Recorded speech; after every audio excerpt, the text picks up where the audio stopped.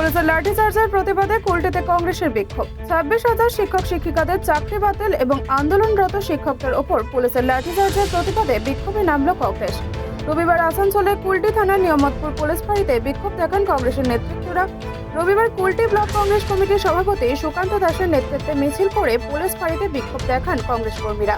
কংগ্রেস নেতৃত্বের দাবি, প্রদেশ কংগ্রেস সভাপতি শুভঙ্কর সরকারের নির্দেশে রাজ্য জুড়ে এই প্রতিবাদ কর্মসূচির ডাক দেওয়া হয়েছে।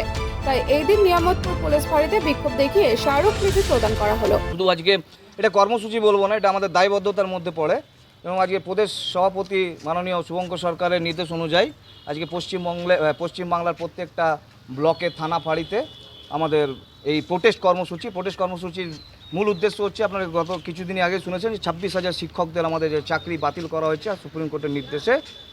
আমরাও চাই যে সেই বহাল থাকুক, সেটা ফিরিয়ে নেওয়া হোক এবং অযোগ্য যারা আছে সেটা বাছাই করুক। কারণ 26,000 শুধু দেখলে হবে না, 26,000 শিক্ষকদের পিছনে তাদের পরিবার আছে।